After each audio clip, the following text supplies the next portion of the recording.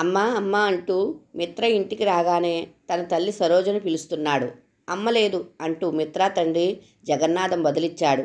ఎక్కడికి వెళ్ళింది ఇంత పొద్దుపోయేదాకా అంటూ మిత్ర బ్యాగ్ టేబుల్ మీద పెట్టి ఫ్రిడ్జ్లోంచి బాటిల్ తీసుకుని నీళ్లు తాగుతూ అడిగాడు. సాయంత్రం గుడికి వెళ్ళిందిరా, ఇంకా రాలేదు అన్నాడు జగన్నాథం. టైం 9 అవుతుంది, ఇంకా రాకుంటే మీరు తాపీగా ఉన్నారా అన్నాడు మిత్ర. జగన్నాథం నవ్వుతూ, అంతేరా, ఆడవాళ్ళు ఎక్కడికి వెళ్ళినా అంత తొందరగా ఇంటికి రావాలి అనుకోరు అన్నాడు. అదేం కాదు, మా అమ్మ అలాంటిది కాదు అంటూ ఉండగానే సరోజ రానే వచ్చింది. మిత్ర వెంటనే, ఏంటమ్మా ఇంత లేట్ అయ్యింది, ఫోన్ చేస్తే నేను వచ్చి రిసీవ్ చేసుకునేవాడిని కదా అన్నాడు. అబ్బా, చిన్న పని పడి పార్వతి వాళ్ళ ఇంటికి వెళ్ళానురా, వచ్చేటప్పుడు అనుకోకుండా లేట్ అయ్యింది అని ఇద్దరికీ గుడి నుంచి తెచ్చిన ప్రసాదం పెట్టింది. జగన్నాథం ప్రసాదం మాత్రమేనా, భోజనం పెట్టేది ఏమైనా ఉందా అని అడిగాడు. అయ్యో రామచంద్ర, రండి భోజనం చేద్దాం అని కిచెన్లోకి వెళ్ళి అన్నీ తీసుకువచ్చి డైనింగ్ టేబుల్ మీద సర్దేసింది. తను కూడా వెళ్ళి ఫ్రెష్ అయ్యి రాగానే భోజనం పెట్టగా వాళ్ళు తినడం మొదలుపెట్టారు. నువ్వు తిన్నావా అమ్మా అన్నాడు మిత్ర. ఆకలిగా లేదు నాన్న అని చెప్పింది. అలా అని తినకపోతే ఎలానోయ్, నిన్ను నమ్ముకుని ఇక్కడ 2 మనుషులం ఉన్నాము, తిను తిను అంటూ సరోజకు కూడా వడ్డించాడు జగన్నాథం. సరోజ ఆలోచించడం చూసి, ఏం జరిగింది అని అడిగాడు జగన్నాథం. ఏమీ లేదండి, ఇందాక గుడికి వెళ్ళాను కదా, ఈ మధ్య పార్వతి అస్సలు కనిపించకపోతేను వస్తూ దారిలోనే కదా అని వాళ్ళ ఇంటికి వెళ్ళాను అంది సరోజ. ఏంటి, మన పని మనిషి ఇంటికి వెళ్ళావా? సెలవు తీసుకుని వెళ్ళింది కదా, అయినా వెళ్ళావా అన్నాడు జగన్నాథం. ముందు అమ్మని చెప్పనియండి నాన్న అన్నాడు మిత్ర. పార్వతి కూతురికి మాట పోయిందట, మతిస్థిమితం కూడా కోల్పోయిందట, తెలిసిన వాళ్ళు చెప్తే చూద్దామని వెళ్ళాను అంది. ఇంకో పని మనిషిని చూడమంటావా అమ్మా అన్నాడు మిత్ర. వద్దురా, పనిలోంచి తీసేస్తే కష్టమవుతుందిరా, అసలే నెల కిందట అల్లుడు కూతురు మనవడు అందరూ కలిసి వస్తూ ఉంటే యాక్సిడెంట్ అయ్యింది. భర్త కొడుకు కళ్ళ ముందే పోయేసరికి పిల్లకి ఈ పరిస్థితి వచ్చింది. హాస్పిటల్లో డాక్టర్స్ చెప్తేనే కానీ వీళ్లకు అర్థం కాలేదు పిల్ల గురించి. గాయాలు మానాయని ఇంటికి తెచ్చేశారు. ఆ పిల్లను చూస్తూ ఉంటే నాకు చాలా బాధగా ఉంది చెప్పింది. బాధపడకు సరోజ అని నచ్చచెప్పాడు జగన్నాథం. భోంచేసి అందరూ నిద్రపోయారు. ఉదయం 8 గంటలు అవుతుంది. మిత్ర ఫోన్ రింగ్ అవుతుంది. నిద్రలోనే ఫోన్ తీసుకుని హలో అన్నాడు మిత్ర. అటువైపు నుండి, ఏంటి సార్ ఇంకా తెల్లవారలేదా అంది మైత్రి. లేదు మైత్రి అన్నాడు మిత్ర. ఈరోజు సాయంత్రం కలుద్దామా అంది. సరే అన్నాడు మిత్ర. సరే అని వర్క్లో పడి నన్ను మర్చిపోవు కదా అంది మైత్రి. నిన్నెలా మర్చిపోతాను మైత్రి, నువ్వు నా ఆరాధ్య దేవతవి అన్నాడు. టైంకి వస్తే అంతే చాలు, ఇక పొగడకు అని ఫోన్ పెట్టేసింది మైత్రి. సాయంత్రం 7 అవుతూ ఉండగా మళ్ళీ ఫోన్ చేసింది మైత్రి. మిత్ర ఫోన్ తీసి, వస్తున్నా మైత్రి, ఇంకో 5 నిమిషాలలో నీ దగ్గర ఉంటాను అన్నాడు మిత్ర. ఇంకా 5 నిమిషాలా, త్వరగా రావచ్చుగా అంది. అంత తొందరగా ఉందా అంటే ఉండదా మరి అంది మైత్రి. అటువైపు చూస్తే నేను ఎలా కనిపిస్తాను అన్నాడు వెనక నుండి నవ్వుతూ. మిత్రను చూడగానే నవ్వుతూ సిగ్గుపడిపోయింది మైత్రి. ఇప్పుడు వద్దు, పెళ్లిదాకా దాచుకో అమ్మా అంటూ మైత్రిని ఆట పెట్టించాడు మిత్ర. సరే కానీ కళ్ళు మూసుకో మిత్ర అంది మైత్రి. ఎందుకు అన్నాడు. ముందు కళ్ళు మూసుకో అంది గోముగా నవ్వుతూ. కళ్ళు మూసుకున్నాడు మిత్ర. ఇప్పుడు తెరవచ్చు అంది. ఎదురుగా చూస్తే మైత్రి ఒక గిఫ్ట్ ఇచ్చింది. తెరిచి చూశాడు. అందులో కెమెరా ఉంది. ఇది అన్నాడు. నీకోసమే కొన్నాను అంది. ఎలారా, ఎలా అన్నాడు. నువ్వు కొనాలి అన్నావుగా అంది. అంటే నేను కొంటానని అన్నాను అన్నాడు మిత్ర. నువ్వు నేను ఒకటి కాదా అని మైత్రి అంది. చీ, అవేం మాటలు అని మైత్రిని దగ్గరికి తీసుకుని ముద్దు పెట్టుకున్నాడు. ఇద్దరూ కలిసి అక్కడే ఉండి కబుర్లు చెప్పుకుని పానీపూరి తిని బయలుదేరారు. మిత్ర మైత్రిని ఇంటి దగ్గర డ్రాప్ చేసి తన ఇంటికి వెళ్ళిపోయాడు. మిత్ర వాళ్ళమ్మ అన్నీ సర్దుతుంది. ఇంకా ఏంటి నిదానంగా సర్దుతున్నావు, పద పద అంటూ హడావుడి చేస్తున్నాడు జగన్నాథం. అబ్బా, కంగారు పెట్టకండి, మీరు కంగారు పెడితే నేనేమైనా మర్చిపోతానేమో, మీరు మళ్ళీ నన్ను ఏమీ అనకూడదు అంది సరోజ. నా సంగతి సరే, మిత్ర రెడీ అయ్యాడో లేదో చూడండి అంది. భార్య మాటలకు రే మిత్ర ఏం చేస్తున్నావు అన్నాడు జగన్నాథం.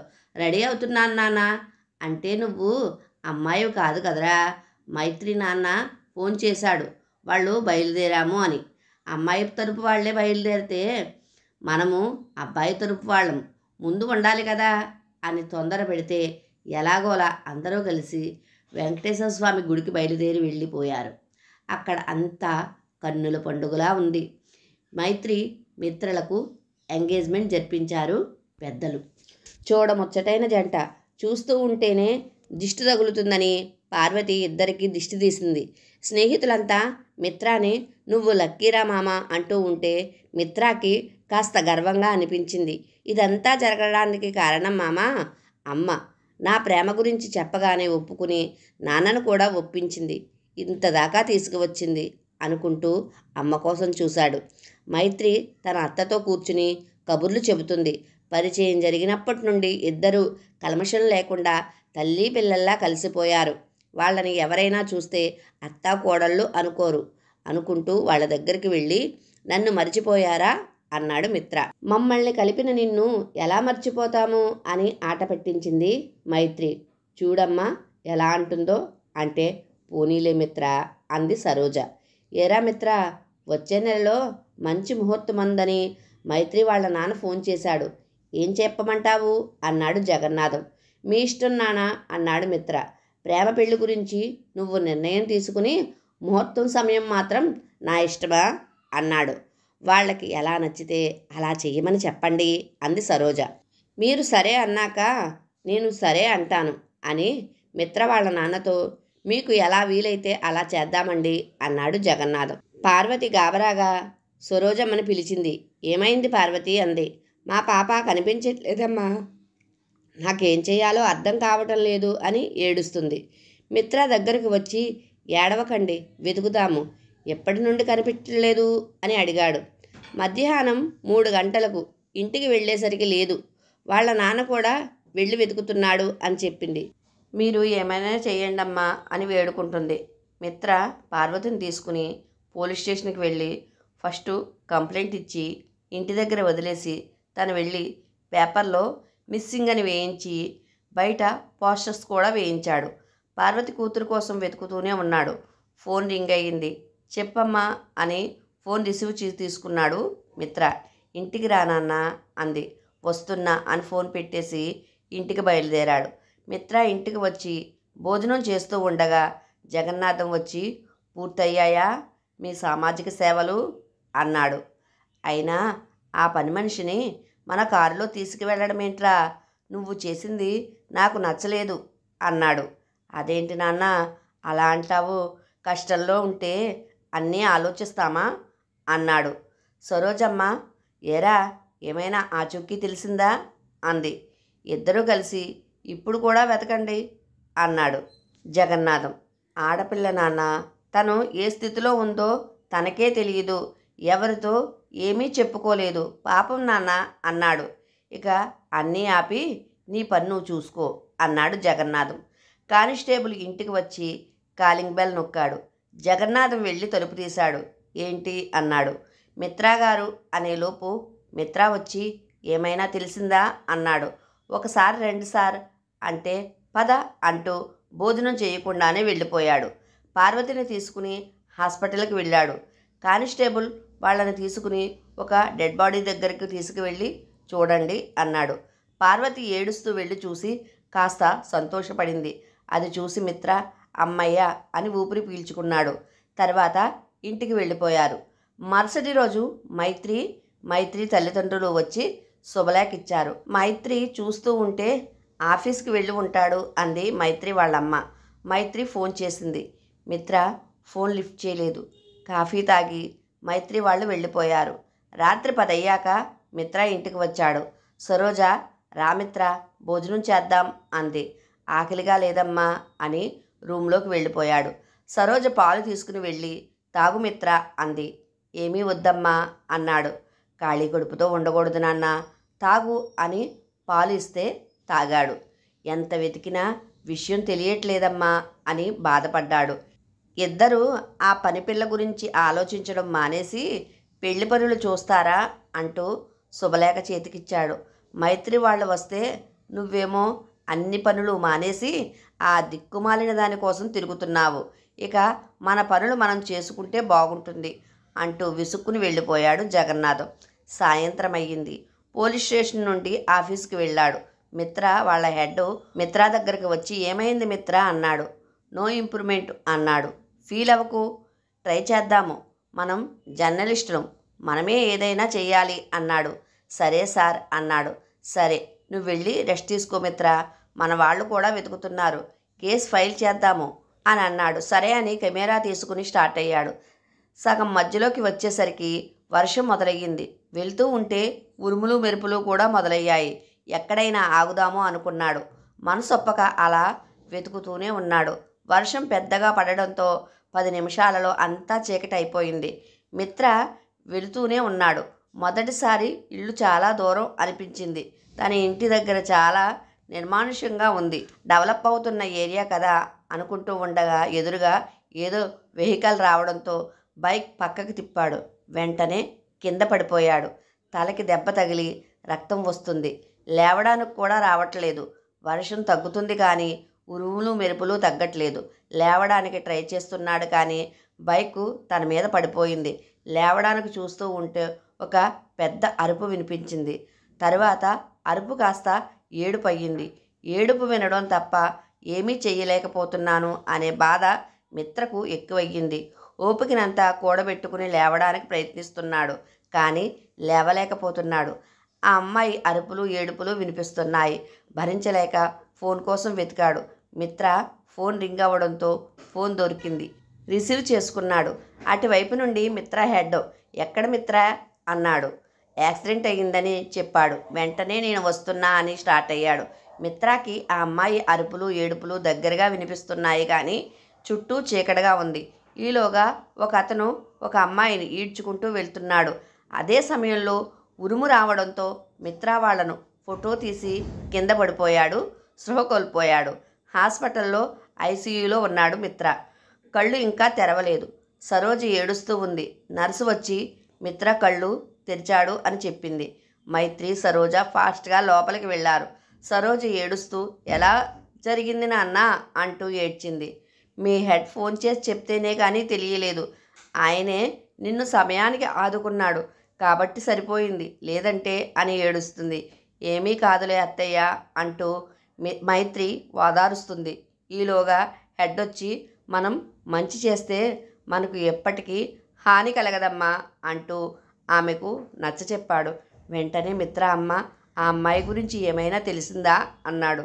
ఇలా మనకు సంబంధం లేని విషయాలలో తలదూర్చి ఇంతదాకా తెచ్చుకున్నావు, ఇక ఇంతటితో ఆపేయండి మీ ఇన్వెస్టిగేషన్లు అని అరిచాడు జగన్నాథం. మిత్ర ఇక వెళ్తాను అని హెడ్ వెళ్ళిపోయాడు. సరోజని బయటకు తీసుకువెళ్ళాడు జగన్నాథం. మైత్రి దగ్గర కూర్చుని డోంట్ వరీ మిత్ర, అత్తయ్య అన్ని విషయాలు చెప్పింది అంది. రాత్రి నుండి ఇక్కడే ఉన్నావా అన్నాడు.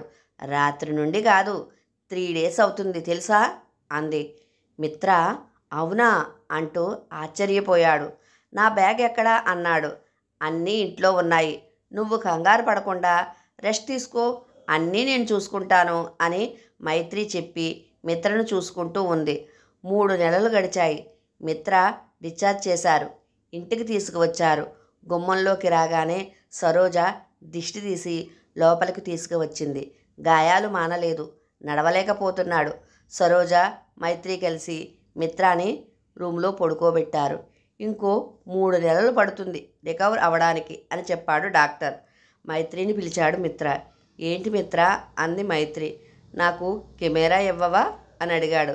ఇప్పుడెందుకు మిత్ర, రెస్ట్ తీసుకో, నీకు గాయాలు తగ్గాక మిగతా పనులు చూసుకోవచ్చు అంది. అలా కాదు మైత్రి అంటూ ఆ రోజు సాయంత్రం జరిగిన విషయమంతా చెప్పాడు మైత్రికి. అదంతా విని చాలా బాధపడింది. నేను ఆ అమ్మాయిని కాపాడలేకపోయాను అని ఏడ్చాడు మిత్ర. ఏడవకు మిత్ర, అంతా మన చేతుల్లో లేదు కదా, బాధపడకు అని వాదార్చింది. మిత్ర ఇంటికి వచ్చాక మైత్రి అమ్మా నాన్న కూడా వచ్చి పరామర్శించి వెళ్ళారు. సాయంత్రం టీ తాగుతూ ఉండగా పార్వతి కూతురుతో పనిచేయడానికి వచ్చింది. ఏంటి పార్వతి ఇదంతా అన్నాడు మిత్ర. మరేమీ లేదు బాబు, మీకు యాక్సిడెంట్ అయిందని తెలిసి హాస్పిటల్కి వచ్చి చూసి ఇంటికి వచ్చేసరికి మా అమ్మాయి ఇంటికి వచ్చేసింది. అప్పటి నుండి తనను నాతో పాటు తెచ్చుకుంటున్నాను అంది. పార్వతి కూతురి వైపు చూశాడు. చాలా బాగుంది. ఈ అమ్మాయికి దేవుడు ఎంత అన్యాయం చేశాడు అనుకున్నాడు మిత్ర. వెంటనే పార్వతి కూతురు ఏడుస్తుంది. ఏంటి నట్టింట్లో ఈ ఏడుపులు అని అరిచాడు జగన్నాథం. ఆ అరుపులు విని పార్వతి కూతురు వణికిపోయింది. సరోజొచ్చి మీకు ఏం కావాలో అడగండి, అరవకండి అని అనగానే జగన్నాథం లోపలికి వెళ్ళిపోయాడు. మిత్ర పొద్దున్నే ఆఫీసుకు బయలుదేరుతున్నాడు. సరోజ అప్పుడే రెడీ అయ్యావా, ఈ ట్యాబ్లెట్స్ వేసుకో అని చేతికి అందించింది. థ్యాంక్స్ అమ్మా అని సరోజను కౌగిలించుకుని ముద్దు పెట్టుకున్నాడు మిత్ర. సరోజ నవ్వుతూ జాగ్రత్తగా వెళ్ళిరా నాన్న అంటూ సాగనంపింది. మిత్ర ఆఫీసుకి వెళ్ళి తర్వాత ఫోటో స్టూడియోకి వెళ్ళి కెమెరా అయ్యిందా అని అడిగాడు. ఎక్స్పర్ట్ అంటూ ఇచ్చాడు. ఇందులో ఉన్న ఫోటోలన్నీ కావాలి, 2 days టైం ఇవ్వండి అన్నాడు. ఓకే అని వెళ్ళిపోయాడు మిత్ర. సాయంత్రం తనకి యాక్సిడెంట్ అయిన చోటుకి వెళ్ళి చుట్టూ చూస్తున్నాడు. అటువైపుకు వెళ్ళాడు. అక్కడంతా ఆ అమ్మాయికి సంబంధించిన ఆధారాల కోసం వెతికాడు. ఏమీ కనిపించలేదు. నిరాశతో వెనక్కి తిరిగి 6 నెలలు అయిపోయింది, ఆధారాలు ఎలా దొరుకుతాయి అంటూ నిట్టూర్చాడు. మళ్ళీ వెనక్కి తిరిగాడు. కాస్త దూరంగా ఒక చిన్న పాక కనిపించింది. వెంటనే అక్కడికి వెళ్ళాడు. దగ్గరికి వెళ్ళి చూస్తే అక్కడ ఒక సమాధి కనిపించింది. దాని పక్కన వేసిన పాకలో ఎవరినో కట్టేసిన తాళ్ళు కనిపించాయి. మిత్రాకి జరిగిందేంటో అర్థమయ్యింది. ఒక ఆడపిల్లకి అన్యాయం జరిగిందని అనుకుంటూ వెక్కి వెక్కి ఏడ్చేశాడు. ఇంటికి రాగానే తల్లి టీ ఇచ్చింది. తాగుతూ ఉండగా పార్వతి ఒకతే వచ్చింది. ఏంటి పార్వతి, నీ కూతుర్ని తీసుకురాలేదు అడిగింది సరోజ. రాలేదమ్మా అని తన పని తాను చేసుకుంటూ ఉంది. సరోజ దగ్గరికి వెళ్ళి ఏంటి పార్వతి ఏమయ్యింది అని అడిగింది. పార్వతి మౌనంగా ఉంది.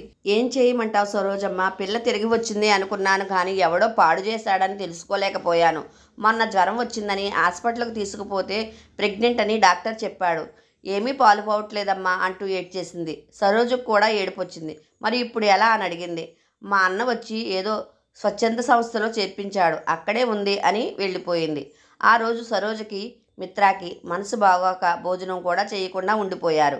ఇలా ఇద్దరు అన్నీ మానేసి కూర్చుంటే సమాజం బాగుపడుతుందా అన్నాడు జగన్నాథం. మాట పూర్తి కాకుండానే ఇద్దరు ఎవరి రూముకి వాళ్ళు వెళ్ళిపోయారు. చేసేదేమీ లేక జగన్నాథం మౌనంగా కూర్చున్నాడు. మిత్ర స్టూడియో నుండి తెచ్చుకున్న ఫొటోస్ చూస్తున్నాడు. మిత్ర మైత్రిల ఎంగేజ్మెంట్ ఫొటోస్ అవి చాలా బాగా వచ్చాయి అనుకుంటూ ఉండగా మైత్రి అమ్మా నాన్న వచ్చారు. సరోజ వారిని లోపలికి ఆహ్వానించి కాఫీ ఇచ్చి కబుర్లు చెప్తుంది. మిత్ర కూడా వచ్చిన వారిని పలకరించాడు. ఆరోగ్యం ఎలా ఉంది మిత్ర అని అడిగాడు మైత్రి వాళ్ళ నాన్న. ఫైన్ అంకుల్ అన్నాడు. ముహూర్తం కుదిరింది, మళ్ళీ పెళ్లి పనులు మొదలు పెడదామని చెప్పడానికి వచ్చాను అన్నాడు. క్షమించండి, అన్యదా భావించకండి, ఈ పెళ్లి జరగదు అని చెప్పేశాడు. మైత్రి అమ్మా నాన్న కంగారు పడిపోయారు. ఏమైంది మిత్ర, ఏంటి ఆ మాటలు అంది సరోజ. అందరికీ నమస్కారం పెట్టి బయటికి వెళ్ళిపోయాడు. నా వల్ల ఏం తప్పు జరిగింది మిత్ర, ఎందుకు పెళ్లి క్యాన్సిల్ చేశావు? మన ఎంగేజ్మెంట్ జరిగిన తర్వాత నీకు యాక్సిడెంట్ అయిందని నేను నష్ట అనేలోపు మిత్ర మైత్రి నోటికి చెయ్యి అడ్డం పెట్టాడు. కొద్ది రోజులు నన్ను ఒంటరిగా వదిలే మైత్రి, నేను నీకు తగను అన్నాడు. నువ్వు లేకుండా బతకలేను మిత్ర అని ఏడుస్తుంది. పోనీ ఇంకొద్ది రోజులు ఆగి వద్దు, నన్ను మర్చిపో అని మిత్ర వెనక్కి కూడా చూడకుండా వెళ్ళిపోయాడు. మైత్రి మిత్ర వాళ్ళ ఇంటికి వెళ్ళి ఏంటి అత్తయ్య ఇదంతా అని అడిగింది. నేను అడిగాను మైత్రి, వాడు నాతో మాట్లాడడం మానేశాడు. ఎక్కువ చేసి అడిగితే ఇంటికి కూడా సరిగ్గా రావడం లేదు అని ఆమె కూడా ఏడుస్తూ ఉంటే మైత్రికి ఏం చెయ్యాలో తెలియక ఏడుస్తూ ఇంటికి వెళ్ళిపోయింది. మైత్రి లేమ్మా, కాస్త తినమ్మా అంటూ మైత్రికి అన్నం పెడుతుంది మైత్రి తల్లి. మైత్రి తినట్లేదు. 2-3 నెలల నుండి చూస్తున్నా, ఇలాగే ఉంటున్నా, ఏదో ఒకటి చేద్దాము అన్నాడు మైత్రి తండ్రి. ఏదో ఒకటి కాదు నాన్న, మిత్ర చాలా మంచివాడు, ఇలా ఎందుకు చేశాడో అర్థం కావడం లేదు. నన్ను ఎప్పుడూ కూడా ఒక్క మాట అనలేదు. తన తల్లిని ఎలా చూసుకునేవాడో నన్ను అలాగే చూసుకున్నాడు. ఇలా వదిలేస్తాడని అనుకోలేదు అని ఏడుస్తుంది మైత్రి. ఇంకోసారి వెళ్ళి మాట్లాడు, తర్వాత ఆలోచిద్దాం అన్నాడు. సరే అని తండ్రి మాటతో మిత్ర ఇంటికి వెళ్ళడానికి నిర్ణయించుకుంది మైత్రి. కాలింగ్ బెల్ మోగింది. సరోజ వెళ్ళి తలుపు తీసింది. 1 నిమిషం అలా ఆశ్చర్యంతో నిలబడిపోయింది. సరోజ పక్క నుండి లోపలికి వచ్చాడు మిత్ర. చేతిలో ఉన్న పాప ఏడుపుతో ఈ లోకంలోకి వచ్చింది. ఎవరి పాప మిత్ర, ఎందుకు తెచ్చావు అని అడిగింది.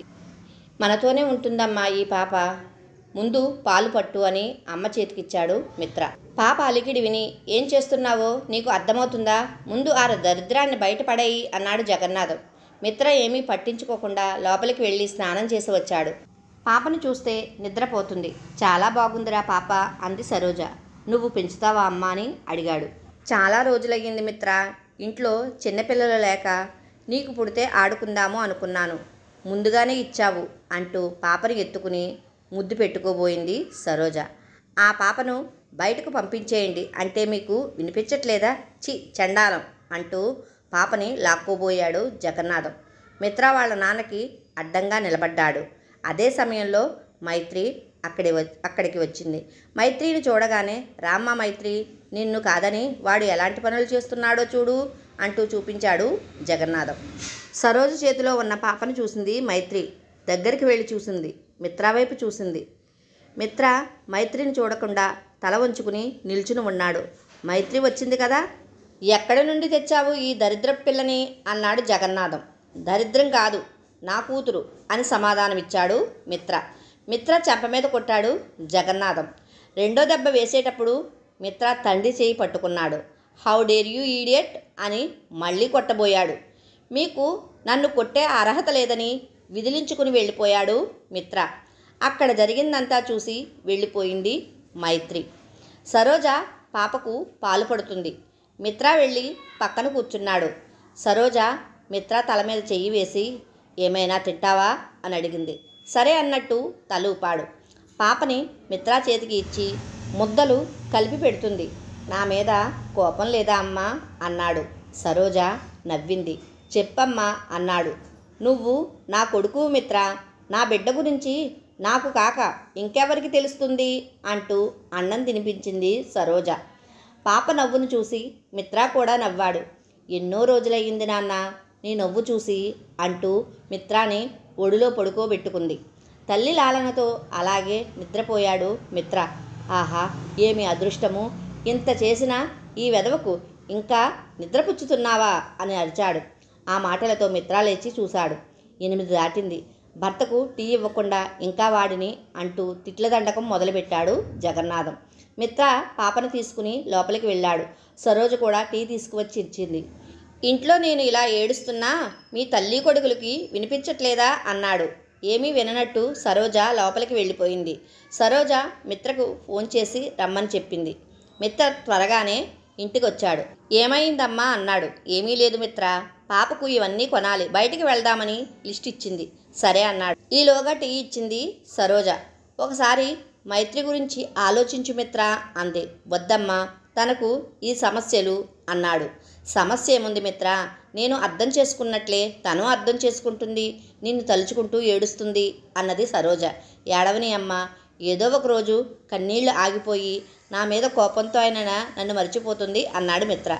నీ ప్రేమ కోపం ఎలా అవుతుంది మిత్ర అంటూ ముందుకు వచ్చింది మైత్రి. మైత్రిని చూడగానే ఇదంతా అమ్మ పనని అర్థమయ్యింది. ఏం మిత్ర, ఈ పాప మనతోనే ఉంటుంది అని మీ అమ్మతో చెప్పినట్టు నాతో చెప్పలేకపోయావా? నేను నిన్ను ఏమైనా అంటానా అంటూ మిత్రను గట్టిగా పట్టుకుని ఏడ్చేసింది మైత్రి. అది కాదు మైత్రి అనబోతే మైత్రి మాట్లాడనివ్వకుండా ముద్దు పెట్టుకుంది. సరోజ వాళ్ళను చూసి అక్కడి నుండి వెళ్ళిపోయింది. మిత్ర మైత్రి కలిసి పాప కోసం షాపింగ్ చేసి ఇంటికి వచ్చారు. జగన్నాథం అడ్డంగా వచ్చి, ఇక చాలు, ఇదంతా ఆపేయండి అంటూ అన్నీ బయటపడేశాడు. నాకు నచ్చని పనులు చేస్తే వారికి ఈ ఇంట్లో స్థానం లేదు, వస్తే మీరు మాత్రమే రండి అన్నాడు. మిత్ర మాత్రం లోపలికి వచ్చి తన రూమ్లోకి వెళ్ళాడు. మైత్రి, నువ్వు కూడా రామ్మా అన్నాడు. మిత్ర పాపను తీసుకుని తను సూట్ కేసు తీసుకుని బయటకు వచ్చి మైత్రి చేతిలో పాపను పెట్టాడు.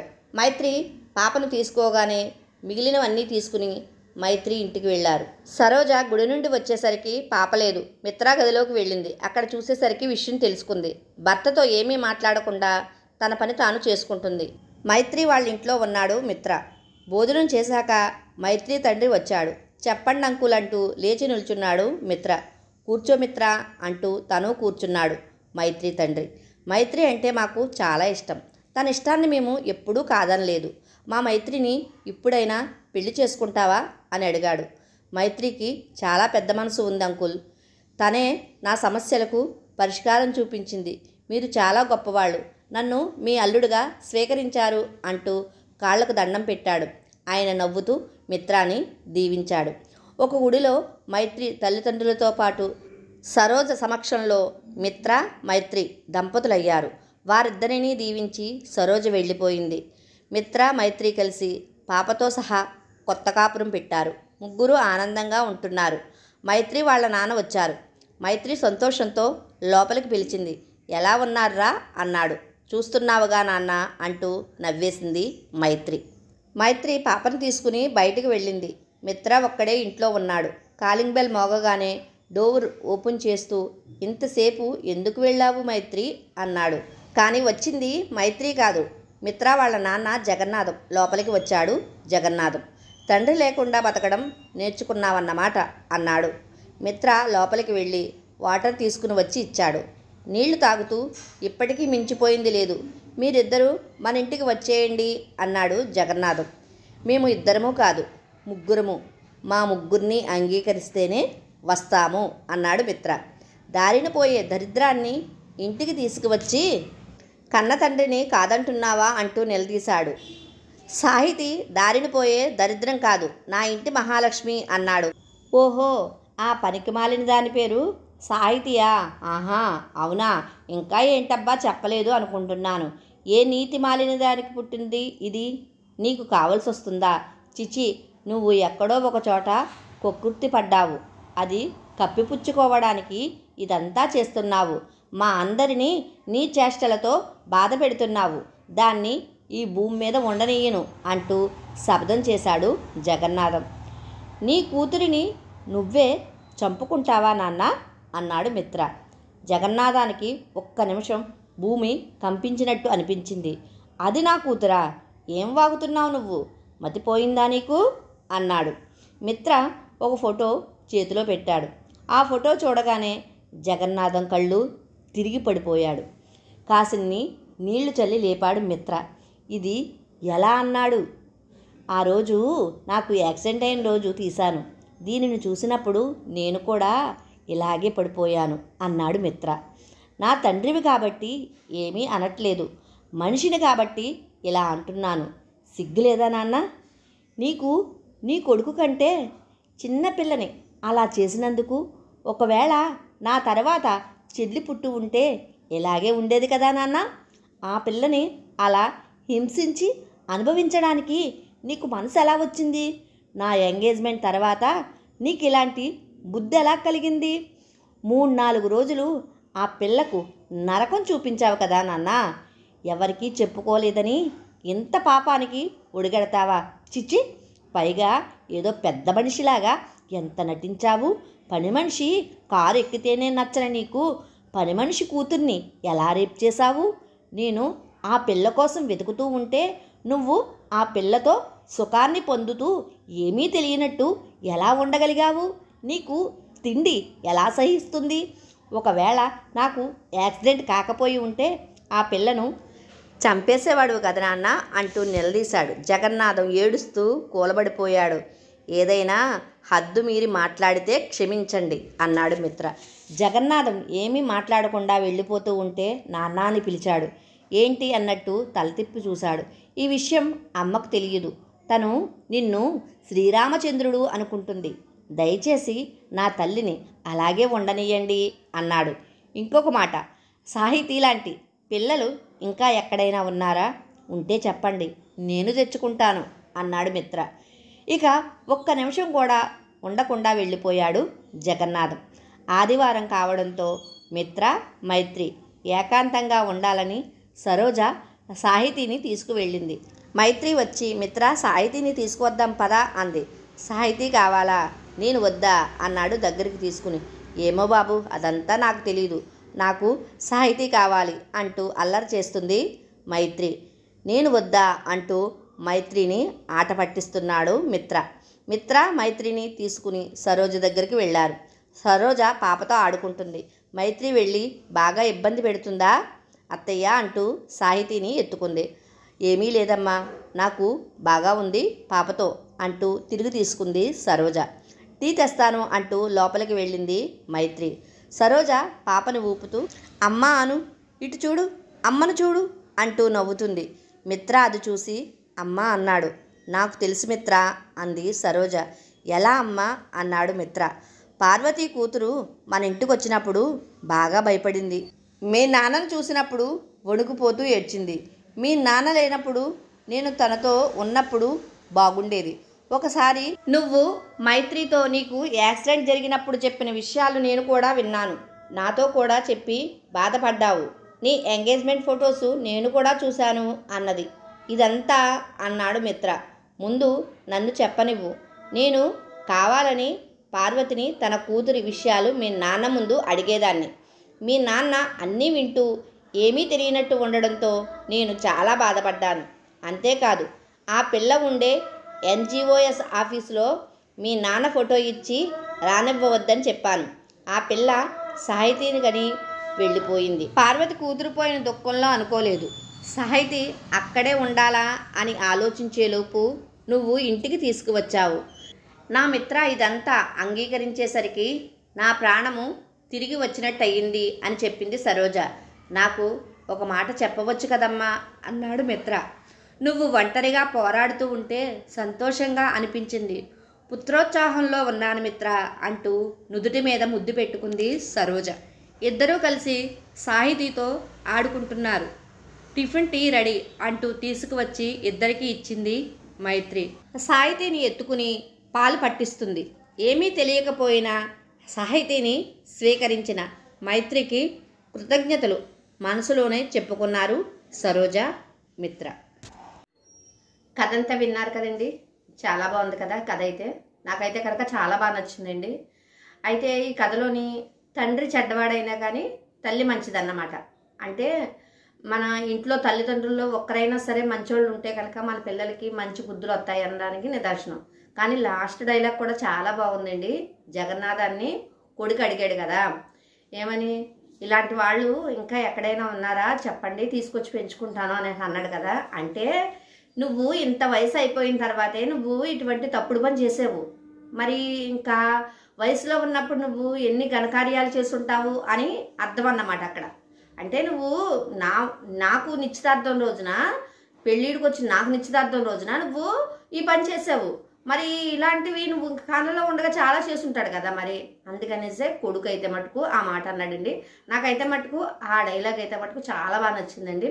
కథ అయితే కనుక చాలా బాగా రాశారండి. ఇలాంటి మంచి మంచి కథలు మీకు వాళ్ళు రాసినవి అంటే రచయిత్రులు రాసిన కథలు మీకు చదివి వినిపిస్తానండి. తప్పకుండా మన ఛానల్ని సబ్స్క్రైబ్ చేసుకోండి. అయితే నాకు ఈ కథలు అనేవి చిన్నప్పటి నుంచి, ఇప్పుడు ఇది చెప్పవలసిన అవసరం లేదు కానీ చెప్తున్నానండి. నేను ఫస్ట్ నుంచి చిన్నప్పటి నుంచి అంటే పాలు తాగే దగ్గర నుంచి, పాకే దగ్గర నుంచి అని కాదండి అర్థం. నేను పుస్తకం చదవడం వచ్చిన తర్వాత కొంచెం ఊహ తెలిసిన దగ్గర నుంచి, అంటే కొంచెం ఇంటర్ 10th పెళ్ళి అయిపోయింది కాబట్టి అప్పటికే నాకు పుస్తకాలు చదవడం వచ్చానమాట. మా అమ్మగారు ఆంధ్రజ్యోతి, ఆంధ్రభూమి అవి చదివేవారు అన్నమాట. చదివినప్పుడు నేను కూడా పుస్తకాలు తీసుకుని కథలు చదివేదాన్ని అన్నమాట. అలా నాకు కథలు చదవడం అనేది అలవాటు అయ్యింది. అంటే నేను అమ్మ దగ్గర నుంచి నేర్చుకున్నాను. చూసారా, మా నాన్నకు అలవాటు లేదు, మా అమ్మకు అలవాటు ఉంది పుస్తకాలు చదవడం. ఆటోమేటిక్గా ఇది కూడా వచ్చిందన్నమాట. అంటే ఇంట్లో ఎవరికైనా ఒక మంచి అలవాటు ఉంటే కనుక ఆ మంచి అలవాటు పిల్లలకు కూడా వస్తుంది. నాకు మా అమ్మ ద్వారా వచ్చిందన్నమాట. అయితే ఈ కథ అయితే చాలా బాగుందండి. ఇలాంటి కథలు మళ్ళీ మీకు ఇంకా కావాలి అంటే కనుక మన ఛానల్ని సబ్స్క్రైబ్ చేసుకోండి, నన్ను సపోర్ట్ చేయండి. Thank you for watching. Bye.